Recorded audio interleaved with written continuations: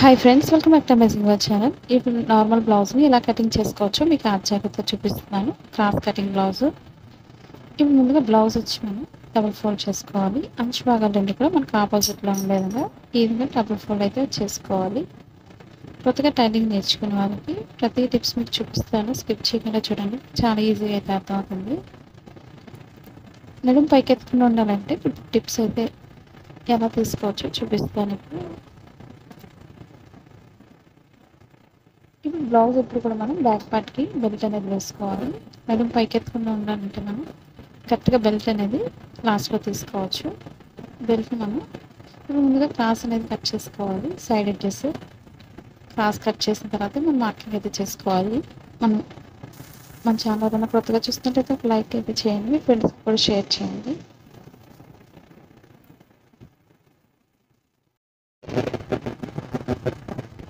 ఇవే కాకుండా మీకు టైలింగ్లో ఎటువంటి వీడియోస్ నేర్చుకోవాలన్నా కామెంట్ సెక్షన్లో కామెంట్ తెలియజేయండి. డ్రెస్సెస్ కానీ, ఫ్రాక్స్ కానీ, లెహంగాస్ కానీ ఇవన్నీ కూడా ఉన్నాయి. మీకు సబ్స్క్రైబ్ చేసినట్లయితే నేను పెట్టే ప్రతి వీడియోస్ కూడా మీకు నోటిఫికేషన్ వస్తుంది. తప్పకుండా సబ్స్క్రైబ్ చేసుకోండి.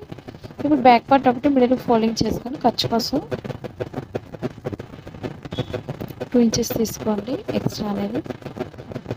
అలాగే పొడవు ఎంత అవుతుందో బ్లౌజ్ పొడవు మార్కింగ్ చేశాను. ఇప్పుడు చుట్టూరు కూడా బాక్స్లో అయితే మార్కింగ్ చేసుకోవాలి. మనకి లూజు పొడవుతో బాక్స్లో అయితే డ్రా చేసుకున్నట్లయితే మీకు బ్లౌజ్ అంతా కూడా ఇదే మార్కింగ్తో మనం ఈజీగా మార్క్ చేసుకోవచ్చు. బేసిక్స్ తెలియకపోయినా సరే మన ఓల్డ్ బ్లౌజ్ ఉంటే సరిపోతుంది. ఇప్పుడు బ్యాక్ పార్ట్ ఒకటి మిడిల్ ఫోల్డింగ్ చేసుకొని డీప్ ఎంత అవుతుందో డీప్ మార్కింగ్ చేసుకోవాలి. ఇప్పుడు చంక భాగం మార్కింగ్ చేసుకోండి. నడుము దగ్గర నుంచి చంక భాగానికి పొడవుకు మార్కింగ్ చేస్తున్నాను. అలాగే షోల్డర్ దగ్గర లూజ్ మార్కింగ్ చేసుకోవాలి.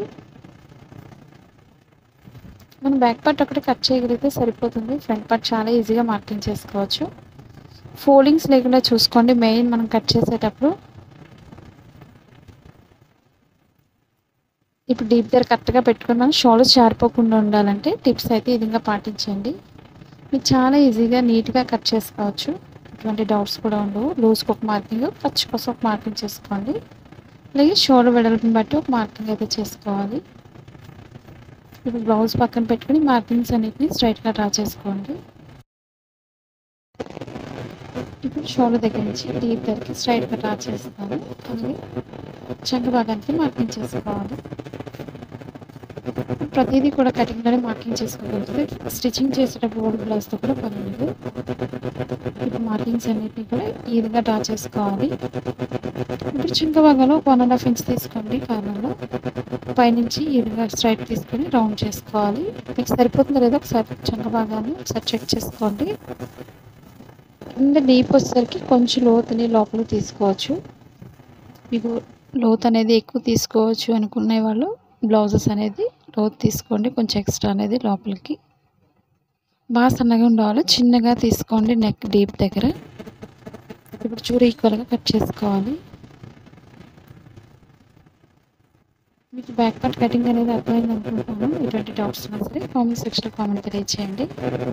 చాలామంది లైనింగ్ బ్లౌజెస్ అడుగుతున్నారు కదండి. బ్లౌజెస్ అనేది నేను నెక్స్ట్ వీడియోలో చూపిస్తాను.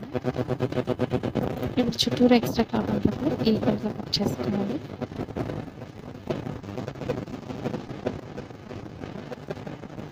బ్యాక్ పార్ట్కి డాట్స్ చూపిస్తాను. షోల్డర్ మిడిల్ నుంచి కింద మిడిల్ ఫోల్డింగ్ చేసుకోండి, లేదా స్టిచ్చింగ్ పాయింట్ ఫోల్డింగ్ చేసుకొని డాట్స్ వేసుకోవచ్చు. మీ ఓల్డ్ బ్లౌజ్తో పొడవు ఎంత అవుతుందో డాట్ పొడవుని బట్టి వేసుకోవచ్చు. ఖర్చుతో పైనుంచి చూసుకొని మెజర్మెంట్ తీసుకోవాలి డాట్కి. ఇప్పుడు ఇదే బ్యాక్ పార్ట్తో ఫ్రంట్ పార్ట్ మెజర్మెంట్ తీసుకోవాలి. ఒక 2 ఇంచెస్ వరకు పైకి ఫోల్డింగ్ చేసుకోవాలి. మన బ్యాక్ పార్ట్ చుట్టూరు కూడా ఈక్వల్గా మార్కింగ్ చేసుకోవాలి. ఫ్రంట్ పార్ట్ ఎంత అయితే కూడా ఉందో చెక్ చేసుకోండి.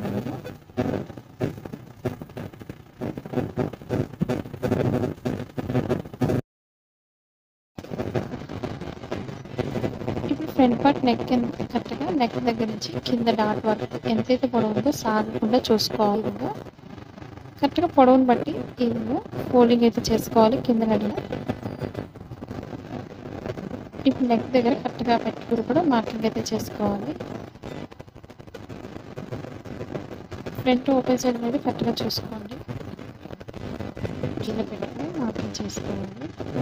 మీకు జారిపోతున్న క్లాత్స్ ఏంటంటే పిన్స్ పెట్టుకొని కట్ చేసుకోండి. లైనింగ్ ఉంటుంది కాబట్టి సేమ్ ఈక్వల్గా కట్ చేసుకోవచ్చు.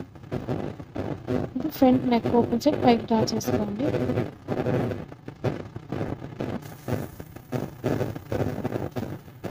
ఇప్పుడు కట్ చేసుకొని నెక్ దగ్గర మార్కింగ్ చేస్తున్నాను.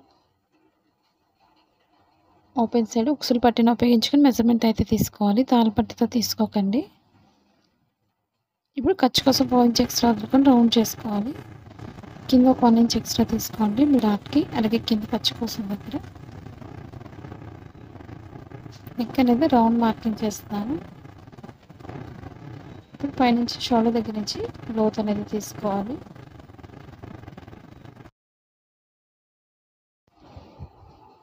ఇప్పుడు చుట్టూరు ఎక్స్ట్రా క్లాత్ అంతా కూడా ఈక్వల్గా చూసుకొని కట్ చేసుకోండి. మన ఫ్రంట్ నెక్ కూడా మోడల్ అయితే కట్ చేసుకోవచ్చు. ఇది స్క్వేర్ కానీ లేదా ఏ షేప్ అయినా సరే కట్ చేసుకోవచ్చు. ఈ వీడియో కోసం లైక్ అయితే చేసి ఎంకరేజ్ చేయండి. మీరు ఎలా కటింగ్ చేస్తున్నారు అనేది కూడా పక్కన కామెంట్ సెక్షన్లో కామెంట్ తెలియజేయండి. ఇప్పుడు ఫ్రంట్ పార్ట్లో మీకు ఫోల్డింగ్స్ రాకుండా ఉండాలంటే ఎలా లోతు తీసుకోవాలో ఇప్పుడు మీకు ఫ్రంట్ పార్ట్లో చూపిస్తున్నాను. స్టిచ్చింగ్ పాయింట్ నుంచి సన్నగా తీసుకోవాలి. మిడిల్కి వచ్చేసరికి ఒక 1/2 ఇంచ్ తీసుకోండి. పైకి వెళ్ళేసరికి కూడా సన్నగా తీసుకోవాలి. ఇప్పుడే మనకి ఫోల్డింగ్స్ రాకుండా పర్ఫెక్ట్గా వస్తుంది చంక భాగంలో. ఎందుకంటే ఎక్కువ బ్లౌజెస్ చాలా మందికి ఫోల్డింగ్స్ అనేది ఫ్రంట్ పార్ట్లోనే వస్తుంటుంది. అది ఒకసారి చూసుకుంటే సరిపోతుంది. మిగిలిన క్లాత్కి హ్యాండ్కి ఎంతైతే సరిపోతుందో చూసుకోండి. లేదా మనకి హ్యాండ్స్కి క్లాత్ అనేది యాడ్ చేసుకోవచ్చు. ఇప్పుడు షేప్ బెల్ట్కి 2 ఫోల్డింగ్స్లో క్లాత్ని మార్కింగ్ అయితే చేసుకోవాలి. ఉక్సులు పట్టిన ఉపయోగించుకొని పొడవుకు ఒక మార్కింగ్, అలాగే ఖర్చు కోసం 1 ఇంచ్ ఎక్స్ట్రా వదులుకోవాలి. లూజుని బట్టి ఒక మార్కింగ్ చేస్తున్నాను. ఇప్పుడు పైనుంచి లోతు తీసుకుంటూ ఈ విధంగా కట్ చేసుకోవాలి. మనకి రెండు ఈక్వల్గా ఉండదు. ఓపెన్ సైడ్ నడుము భాగం వైపు కూడా చూసుకొని మార్కింగ్ చేసుకోండి ఓల్ బ్లౌజ్తో. ఇప్పుడు హ్యాండ్స్ కోసం ఫోల్డింగ్ అయితే చేస్తున్నాను, డబల్ ఫోల్డింగ్. ఇప్పుడు 2 హ్యాండ్స్కి డబల్ ఫోల్డ్ చేసుకొని ఇదే క్లాత్ మిడిల్ ఫోల్డింగ్ చేసుకోవాలి. ఒక 1 ఇంచ్ అయితే ఫోల్డింగ్ లోపలికి మార్కింగ్ చేస్తున్నాను, కింద అంచుంది కాబట్టి. అలాగే హ్యాండ్ పొడవు వచ్చి నేను ఒక 4 ఇంచెస్ వరకు ఉండే విధంగా మార్కింగ్ అయితే చేస్తున్నాను. హ్యాండ్ పొడవుకు ఒక మార్కింగ్, లూజ్కి ఒక మార్కింగ్ చేసుకోవాలి. మీకు హ్యాండ్ షేప్ పర్ఫెక్ట్గా రావాలంటే లోత్ ఎలా తీసుకోవాలో మీకు చెప్తాను ఇప్పుడు టిప్స్ అయితే. ఇప్పుడు స్ట్రైట్గా ఒక మార్కింగ్ డ్రా చేసుకోండి. ఈ పైన మార్కింగ్ దగ్గర నుంచి ఒక 3 ఇంచెస్ వరకు లోత్ తీసుకోవడానికి ఒక మార్కింగ్ చేసుకోవాలి. ఇప్పుడు పైన 1.5 తీసుకొని ఈ విధంగా డ్రా చేసుకోవాలి. ఎక్స్ట్రా అనేది 2 ఇంచెస్ ఖర్చు కోసం ఉండే విధంగా చూసుకోవాలి. మీకు సరిపోదు అనుకున్నట్టయితే క్లాత్ని యాడ్ చేసుకోవచ్చు. హ్యాండ్స్ కూడా ఒకసారి చంక భాగం లోతు లూజ్ ఎంత అవుతుందో చెక్ చేసుకోండి. ఫోల్డింగ్ దగ్గర మార్కింగ్ చేసిన దగ్గర కట్ చేసుకోవాలి. షోల్డర్ మిడిల్లో కొంచెం కట్ చేసుకోండి. అలాగే 2 హ్యాండ్స్కి కూడా ఫోల్డింగ్స్ రాకుండా ఉండాలంటే లోతు అయితే ఈ విధంగా డ్రా చేసుకొని కట్ చేసుకోండి. రాంగ్ సైడ్ అనేది ముందే డ్రా చేస్తున్నాను. స్టిచ్చింగ్ పాయింట్ నుంచి సన్నగా తీసుకోవాలి. మిడిల్లో ఒక 1/2 ఇంచ్ తీసుకోండి. మీకు ఫోల్డింగ్స్ అనేది రాకుండా చాలా పర్ఫెక్ట్గా వస్తుంది. ఈ విధంగా ఒకసారి ట్రై చేయండి. మీకు ఫోల్డింగ్స్ రాకుండా చాలా పర్ఫెక్ట్గా మీరు బ్లౌజ్ అనేది మీరే స్టిచ్ చేసుకోవచ్చు. అలాగే బ్యాక్ పార్ట్కి బెల్ట్ అనేది 2 ఇంచెస్ తీసుకోండి. స్ట్రైట్ పీస్ ఇది ఓపెన్ సైడ్ ముక్కలు 2 తీసుకున్నాను. ఉక్సులు పట్టీకి ఒకటి, తాళి పట్టీకి ఒకటి. అలాగే క్రాస్ కటింగ్ ఎప్పుడు కూడా క్రాస్గా కట్ చేసుకోవాలి. మెడపట్టీ కోసం 1 ఇంచ్ వెడల్పు ఉంటే సరిపోతుంది. ఒక 2-3 పీసెస్ తీసుకోండి డబుల్ ఫోల్డింగ్లో. ఈ వీడియోలో ఎటువంటి డౌట్స్ ఉన్నా సరే కామెంట్ సెక్షన్లో కామెంట్ తెలియజేయండి. నచ్చింది కాబట్టి ఒక లైక్ అయితే చేసి ఎంకరేజ్ చేయండి. ఇంతవరకు సబ్స్క్రైబ్ చేయకపోయినట్లయితే సబ్స్క్రైబ్ చేసుకోండి. Thanks for watching.